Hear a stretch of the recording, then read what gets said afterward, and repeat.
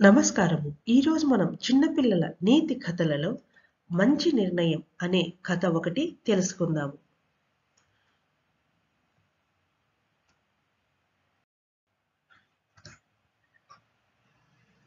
పూర్వం మైసూరు రాజ్యంలో ఒక గురుకులం ఉండేది. ఎంతో పేరు ప్రఖ్యాతలు ఉన్న జ్ఞానసాగరుడు అనే గురువు ఆ గురుకులాన్ని నిర్వహించేవాడు.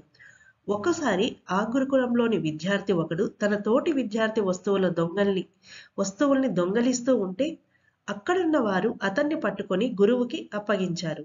కానీ గురువు అతనికి ఎలాంటి శిక్ష వేయకుండానే విడిచిపెట్టి పాఠం చెప్పడం కొనసాగించాడు.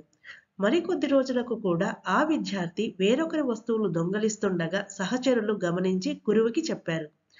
గురువు, నేను అతనితో మాట్లాడతాను, మీరు మీ తరగతి గదులకు వెళ్ళిపోండి అని చెప్పాడు. కానీ ఆ విద్యార్థికి ఏ శిక్ష వేయకుండానే కాసేపటి తర్వాత విడిచిపెట్టాడు. గురువు ఇలా చేయటం కొందరి విద్యార్థులకు నచ్చలేదు. ఆ విద్యార్థిని గురుకులం నుంచి పంపించాలని, లేదంటే తామంతా గురుకులాన్ని వీడి వెళ్ళిపోతామని విద్యార్థులు గురువుతో చెప్పారు. అప్పుడు ఆ గురువు,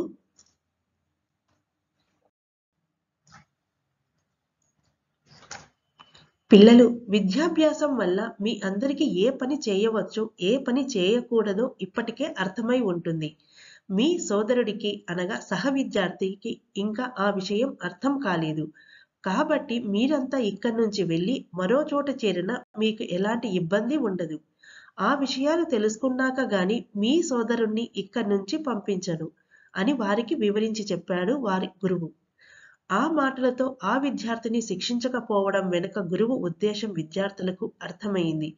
అలాగే ఆ విద్యార్థి కూడా తన తప్పు తెలుసుకున్నాడు.